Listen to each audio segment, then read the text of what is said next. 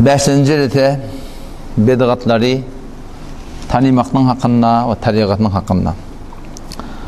Nahmedu ve nusalli ala Resulihil Kerim. Muhterem Müslüman oğullarım, öten akşam şu bir kaide ve kanuni ki ona bid'atun fiddin ve bid'atun liddin deyip şu bir sürü sadarak misaller bilen min başardığıma oraya açıklayıp düşündürdüm. Bir gece Allah Teala tevfik verse şu öten akşam bid'atun liddine ettik beşler. Bu gece Allah Teala tevfik verse bid'atun fiddin, dinin içindeki bid'atlar şolar ne yaparım böyle ne yazıyor Allah Teala tevfik verse şun hakkında gurur etmek için önemli deyip çünkü vakti yaşlığa bir adam düşünene en teşvik öğrettiğin için bir tevcih edakınam bid'atun liddinler, dinden şimdi bu da diye Mevlud Khani diye, salavat ihtiyarla diye, zikra ihtiyarla diye, dua ihtiyarla diye, adamla üşüye diye, o bu da liddinler diye adam. O ayet diye hemen verme olanı diye, hulata diye, taşçıvara çağırıyan diye, oturuşlarla diye, gamkhari oluyor diye, falan oluyor diye, o bu da liddinler adam diye. Ödeyenin öllerinin bir tevcih edip, hem medadı bari yoksa, cedid tafından yol bahava, bid'at öde, yani dininden çürüyüm deyip, şunu yaman hevara tevcih etmeler var. Öten akşam gurulmadası geçti ki bid'atun liddiniyelleri Huday bilen Peygamberin buyruğunu dadı diye kullen. Peygamberin o tadı aslında özüne bir rebeş koymaptır, yol koymaptır. Yönüşel Huday bilen Peygamberin aydınladığında bir zayıf gelipti, cedid yollardan istifade etmeklik. Şunu roşta nema vermeden çirim oldu. Şimdi bilemeyken adamı. Bid'atun liddiniyelleri Huday bilen Peygamberin aydınladı de hamane belengu koymalım biz. Belengu koymalım ne Huday Teala ediptir ne Peygamber ediptir ne fukaha ediptir. Bula adan ne eşlenek adana Huday bilen Peygamberin aydınladı. Adamların eşlenek öyle şun derdi var ottur maturadan qıyıq çeken ediptir. Cedid bir yolun ispat etiyordun. Belengu Huday bilen Peygamberin aydınladı de. O şuna meneş dur film merdari bilen film merdari etmeliyen bunun şeriatta yok. Ne mi ayet var, ne mi hadis var, ne mi var fukahalın kavlu var, hiç zat yok. Bunlar bir cedid türendat, ağa din tebliğ etmekle Huda bilen Peygamberin hükmü, inniten cedid yollardan istifade etiyordun. Şu din tebliğ etmeden çilim. Ama bid'atun fiddin diyenleri o gurrun fark ettiği. O nezre, Allah Teala bilen Peygamberin fukahala, şol amalın hakkında, şol emerkerdin hakkında, şol murdun hakkında falan zat etmelilik koyuptırlar. Şimdi şuna kadar ütketten, cedid bir yol satan bir, şu aydandan ütketten, ya aydan cüret etmeden, şuna varakayım, şol dini ütketmeklik bolup düşeyim. İnşallah mesallar bereyin, anlatılanlar inşallah düşünmeklik. Hop, bid'atun fiddinin ulukan müşkül neyme? Bid'atun liddinike müşkül yok. Cedid yollardan ispat eder. Bid'atun fiddinin ulukan müşkül şey, dinine bir cedid yoldur ediptirler, adamlar şuna soğap biliyerler, abadet biliyerler. Sonra bir tekarrub biliyerler. Sonra bir ecri padaş hantama. Kıyamette zonuma cennet hantama. Bu beter bir hatarnakta. Şu cemde birden mühendis atı. O da ben vakti ki öten akşam şu yankı yeri ütketmeklik mesalın uğramda derdi çekemmeler yol sökün niye? Biz diye bir yer diye tesih ettik diye yer diye kavut diye abiyali taydan mühendisi edip zat edip hem zehkeşi edip on şiibini alıp zat edip hemden tevil verip de kullanne projen doğru tevil veremedi de soram diye derečken dağıtkadan bir namı getiriptir diye ağa şöyle sen dağıtka gelmeli. Ehzariye geldi bardık diye ne bir diye men gelme su yeten aktivite edin. O ne su yetmiyor bardık gördük diye kullan pompa diye ya yer hamane şehircecik yapaşanak o da pompa etekte su etekten getirecek oluyor. Oğlum sonra ben ne kadar içim yandı diye de sonra ne kadar kaharlandım narahat oldum ki o da Bardadi ki aslında şu hakkında var akım ilmi yok, zadi yok. Gelip kurulan zadi beyle ütkedipti. Ne kadar adam narahat yaşayabiliyor mu? Allah Teala'nın başardığını açıklayın. O da bid'atun fiddin. Cedid yol dinine. Dini ütketmeklikte 3 tane yağda geliyor. Ben oturup oylanıştım durmadan ödüm bilen. Açıklamadan çürüyeyim. Dini ütketmeklikte 3 form yol geliyorlar. Bir murat boluyor, aslen diniyeti yok. Ne Huday ayıptır, ne Peygamber ayıptır, ne sahabadan, ne tabiinden, ne tebe tabiinden. Asıl vücudu harici dinni yok da atlaba. Ki bizim aramızda şunu dinni böyle. İkinci murat yok. Asli diniyeti ba. Huda bilen peygamber aydıptır. Fuqaha müştediyle şuna fetva veriptirler. Yöne Huda bilen peygamberin ayda ne var amel eden akla? Şunu ötkediptirler. Şun kaptırını burada yapıştırıptırlar. Burada yelmeştiriptirler. Öyle Hudayın aydan ha. Yöne Hudaytalan aytayan ne var edi? Bu oluyor yine de dini ötkediptirler. Dinne bağdat yani dinnek bağdat ötkediptirler. Avval kumurat ne mi oluyor? Aslında dinne yok zat kullen. Adamla dinne ketiptirler. İkinci murat yok. Dinne bağdat. Yöne şu dinnek bağdat ötkediptirler. O üçüncü murat. O da dinne bağdat. Öz şeraiti bilen taraf edecek boluyor. Yöne şunu her vakit her zaman ne edip bolmuyor. Barayel'in açıklamasına bu Kurban Moyun Türkmen il Türkmen dürtmesen düymör deyiptirdi. Türkmen bir sade millet. Buna var burada kenaye bilen eşare bilen Türkmen milleti bu dalları düşünmüyor. Kadim koyun çoban millet şunlar akırlap kellerini kuyup açıklap aydığında da var akım düşünmedi kıydırak. O ne diyeyim? Bir ömür veri şu var akım üstada hikayet dehtam bile bunları taklaptırlar. O evvel bir hareketi başlamada şu ustadların biri senin hafız inni Türkmen Seyran milletine Pakistan'ın kıyılık delilini ne gidecek koyuyan. Böyle delil ne biliyor deyip de ben inşallah bolor dedim. O alemde şu mümkün şu bologlu. Şimdi nesle cavan şu mümkün oyunuglu ve şöyle dili soruyor Allah. Sen aytyan adın nereden? Yani ödünden aytma sen nereden aytyarsın deyip şuna dili soruyor. Türkmen millet Müslüman doğullum. Şunu kellemeden çıkaraylı ki her bir kavdat dinne. Her bir kavdat sogapte. Her bir kavdat ibadette. Belki her neme dinne olsa şu kavdat. Her bir kavdada dinlip olmuyor. Her neme dinne olsa şu kavdat. Ben onu metal vereyim ve de sadece. Zımğa var yan. O lokhan yaz koyupturlar. Hutba koyulup tuğka namaz okuymak, keplemek haram deyiptir. Mesela namaz okuymak kavdat. Ama her bir kavdat dinne. Her bir namaz kavde. Vakti şu kadar yaz koyupturlar namaz okuymak haram. Onunla o da namaz okuymak kavdat. Şöyle diyen kavdat da. Bir adam ayıp bir namaz okuymak bir direktat. Ama şu tadı namaz okuymak haram. Salavatı vermek kavdat değil mi? Ama şu tadı salavatı vermeklik haram. Zikretmeklik kavdat değil mi?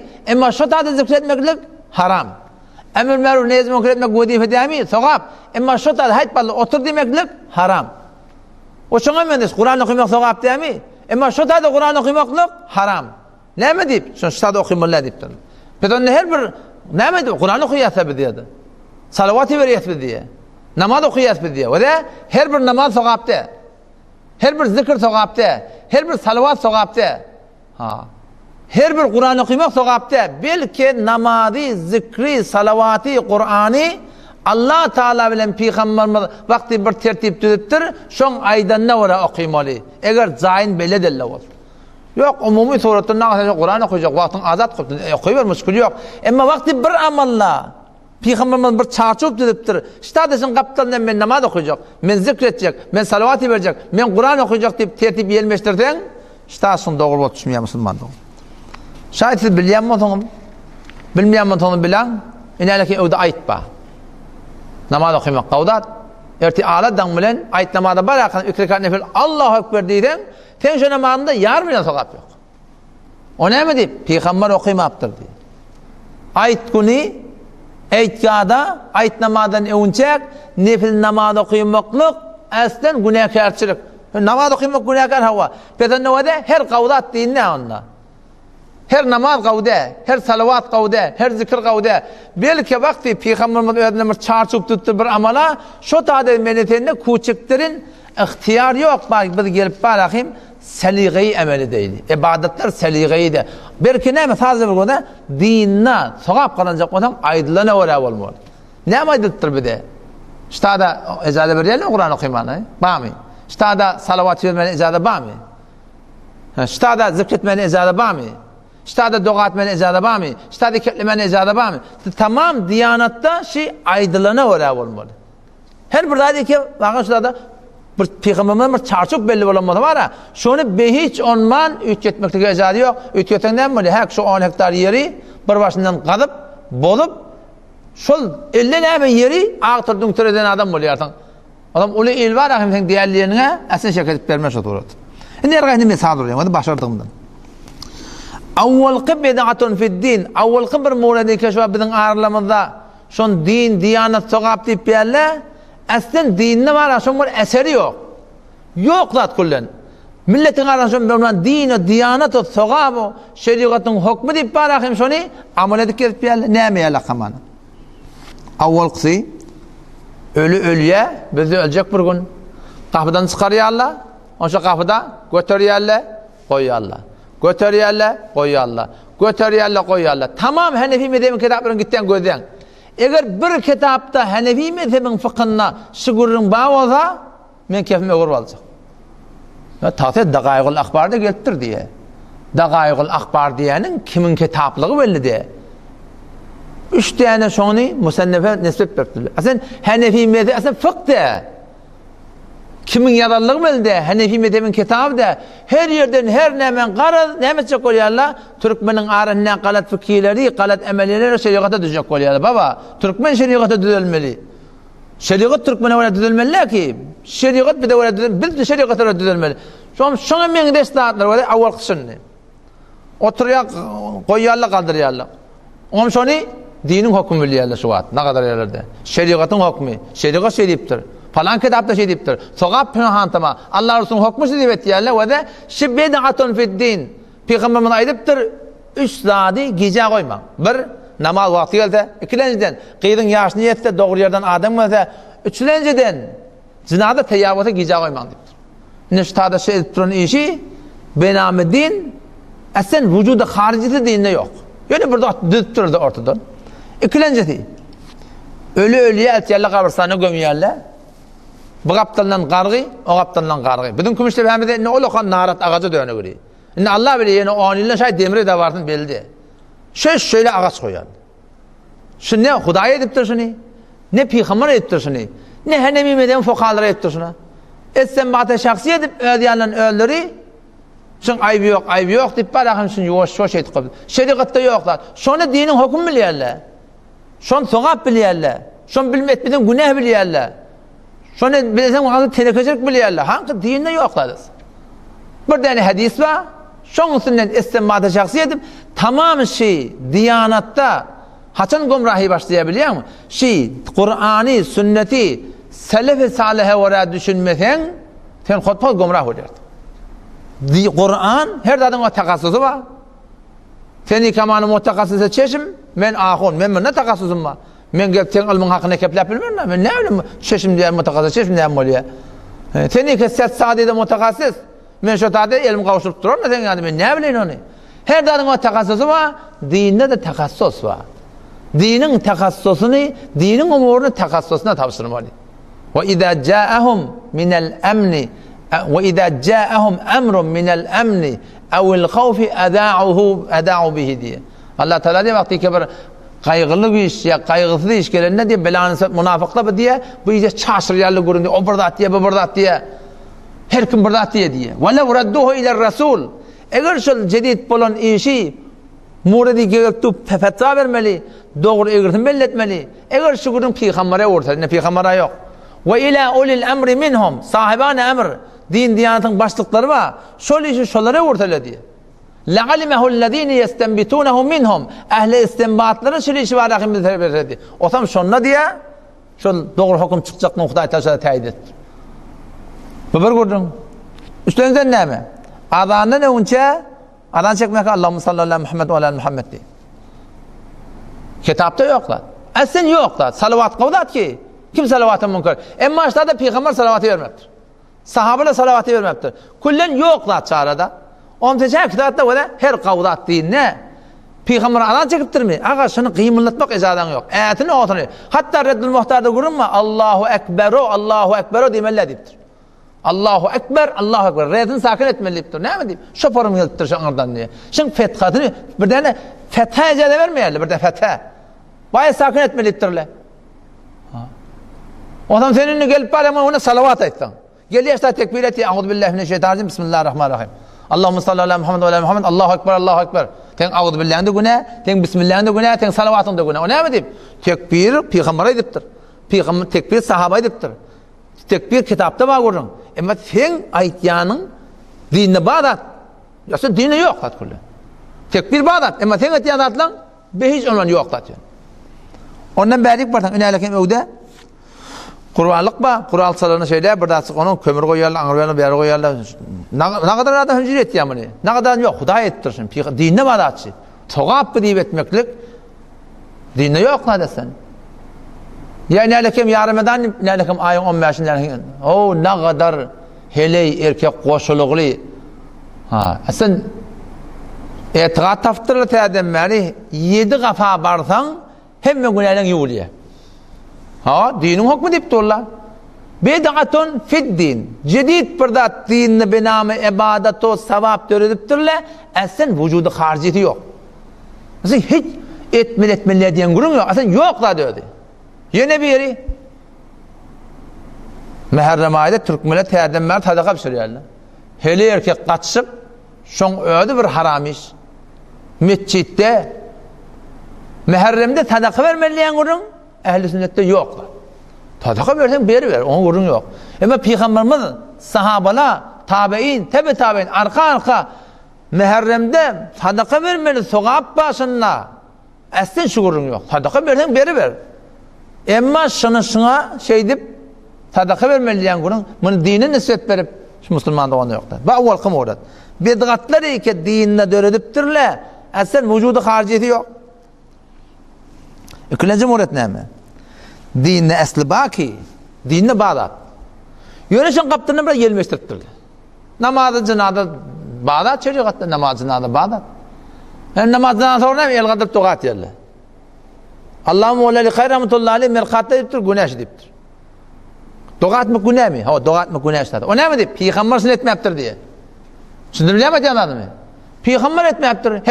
Her bir dua sogapte, her bir salavat sogapte, her bir zikir sogapte, her bir namaz sogapte. Ve de vakti Peygamber bir ameli ediptir diyemi, şunu ağa çarçovunu ve hiç ondan kıymetletmeye icazı yok. Öten sonra ben işaret ettim ha, Mekke'nin bariyalısından görüyorlar, şu taada fukahalı gurun ediptirler, Mekke'nin görüyorlar, elin kaldırıp dua etmeli mi? Elin kaldırma dua etmeli mi?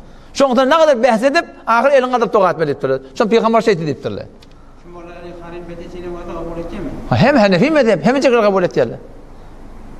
Ama ne mi? Ne inas, ne anas, hemen sohbete nanas.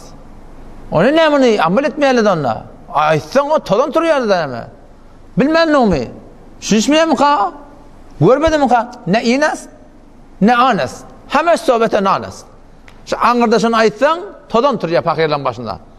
O vel oklayarlar. Şayet o havadan çıkartırlar ne? Buna aslında manakim gen görme yani. Bacanakun ki bacanakun 50 yıl kötükte takdirdi. Takdirdi ha. 5 oğlan akun, hücreti var, kıyıları derferiye, oğulları derferiye. Oğlan ne kadar akun, oğlan akun eti adamlarını. Cımı mescid var, cımı mescid öllerinin ki. İmam cımı diyordu oğlu. O 90 yaş oğlaylarını 2 tane yoğuşuştun bedgıt ama Allah'ın kıyıksıydı da kuranak. Kıyık çık dedenak, tontrebi dedenak. Yoğuşacıktan ayet 3 olmaz dedi. Namazdan sonra Kur'an okuymallaş dedi. Öyle turdular. O Vehhabi otur kötük falan. Baba, anne yoşa o anla davalaştılar. Ne söylen doğru olup yani yoşa şun hakkında elbette. Cinada kavdat, cinada bağdat ama cinada sonra dua etmek. Cinadadan sonra otur falanca Kur'an okuyor. Ankara'da ben gördüm, beni görüp yamanlık edip 2 taraf Kur'an okuyordular. Ben kim akıyı? Ama Allah'ın başladı. Haki, namaz billah haki, Vehhabi diyenler ha şey. Ha, Vehhabi'nin başlığı şey. Men ne görüp 2 taraf Kur'an okuyor. Ne? Şöyle Kur'an okuyma, Peygamber şöyle ediptir mi? Sen Peygamberden sofra mı? Huday hakikaten dinle garaz veren emel etmektir. Garaz et ya, garaz şahsiyim. Men kim akıyı? Öte göre girmeli. Sen şurada kimden çirmettin onu? Cevap vermeli olur. Kur'an okuyup öyle bağışlamak bağdat. Hiç müşkül yok. Ama Peygamberimiz ayet alıptır. Peygamberimizin denen hayırlıdır. O barışan ayet veriptirler da. Hazreti Hamza ayrılıptır. Ne kadar naratmış Peygamberimiz Hazreti Hamza'dan. 70 sarıcını adama okuyuptur sonra. Gelip sonra ayet veriptirler adamla. Cafer bin Teyyar radıyallahu anh şehit boluptur. Emuti.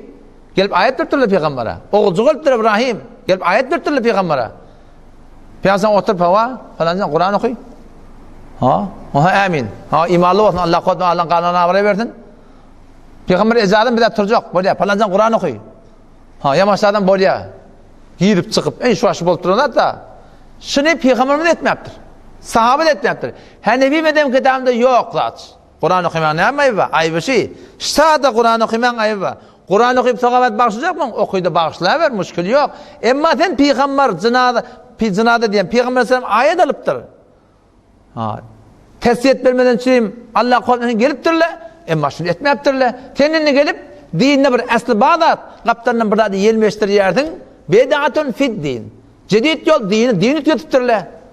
Dinin bu bağdatını ütüyetiptirle. Böyle şeyden şaka çıkarttırla. Ya inalekem denanı ölenden sonra başla bir denanan adam ölse vellezine yeteveffevne minkum ve yederune ezvaca yeterabbasna bi enfusihinne 4 eşhur ve 10 adam ölüptür 4 ay 10 gün oturmalı öyle oturmalı yani بدون zaruret çıkmalı avudun başka çıkmalı atırda ur çıkmalı şeriatın hükmü inşin kaptalına dinine bağdatçı kaptanın köylüğünü çıkarmalı, hammamı girmeli, tasını taramalı, yine burada etmeli. Şunu da var din milliyelle. Huda şey deyiptir, Peygamber şey deyiptir. Deyip eğer etiyem olsa doğrusu bir edilmez. Ya hemen cüri etiyem olsa bir hurafatın bir. Şeriatın hükmü Allah subhanahu millesine var amr. O bedatın ne mi? Fid din. Dinine bir aslı bağdat. Ama son kaptanı ne ettirler? Yelmeştiriptirler. O şuna mendeş doğru eskatip bir gurma ozağa var ya. Mühim gurun koyayım. Ayete varmaklık şeriatta bağdat. Ayet vermeden süreyim. Allah kuvvet ölünden sonra Allah kuvvet vermeden için bağdat. Ama Hanefi mezhepte bir sefer varmalı. Bir sefer varmalı. Bağdat. Emanımın kaptanından mı? 2 taraf, 3 taraf, 4 taraf. Bağdat'ın kaptanından cedid bir zatlar var. Hem sen sokak deyip vardan. Sen bir emeli belgat etmişlerdi. İkinci murat böyle. Avvalki murat ne mi? Bedatun fid din. Dinle bir cedid yollardır öttürler. Aslında vücudu hariciyeti yok. İkinci bol yok. Es vücudu harici asliyeti badinna. Yönüşün kaptanı yelmeştiriptirler. Edip böyle yelmeştirip böyle Allah da kabul etmiyor. Üçüncü murat ne mi? Asli diniyeti var. Tamamen şeraitini edecek de odan her yerde edip olmuyor. Hamanı ne mi? Teyyetül mescid kavda hatta şöyle diyeyim. Mescitte de hala odan teyyetül mescid okuyup olmuyor. Ne yapar mı? Dangat diye suat. Dangat hakanım, dangatandan sonra nefil namaz doğur de. Sen gelip mescitte teyyetül mescid okuyup başarmıyor. Hala vaatın nefil okuyup olmuyor mescitte. Teyyetül mescid kavda at ki. Ama ştada doğur de. Sen şu aşın toqap deyvetsen bir bedat amal. Şu an mendeş 2 namaz okuyup durdun, gelip de var mescitte teyyetül mescid okuyacak. Doğru değil sen yani. O şu an mendeş bir zatlar iki var. Her zat için tözün kıytkası her zadi aydılığına oraya etmeli. Tözün kıytkası o da her bir kavdat dinine her neme dinine olsa kavuy. O zaman şu tane ettiğini işlemedi. Soğap diye çık olsan bir gözde dinine bağımşı. Huday Peygamber'in aydan ne yaptı bilecek ki? O da Hanefi mezhepte var mı? Şu Huday ben Peygamber'in aydan hemen agah dedi. Kur'an'ın çünkü batama hem ben hadislerde hemen haberim yok. Hanefi mezhep fukahalar bana düzüp veriptirler. O da mezhepte var mı? Mezhepte bağ olsa şu soğap mezhepte yok. O zaman mün buradan Euzubillahi bismillah diye sen sonra. Mün buradan Kur'an okuyalım. Mün buradan salavat versen. Vakti mezhepte yok. Mutakassısane din şuna fetva vermeyiptir etmeliyip sen set bir şey, sen Euzubillahi bismillah günah oldu. Sen salavatın günah oldu. Düşündürüp mi ganimet? Siz düşünüyorsun da ben günün akım ola doğrusun. Düşündürüp mi ganimet? Düşündükten ganimet. Allah temizden tevfik versin. Vesselamu aleyküm ve rahmetullah.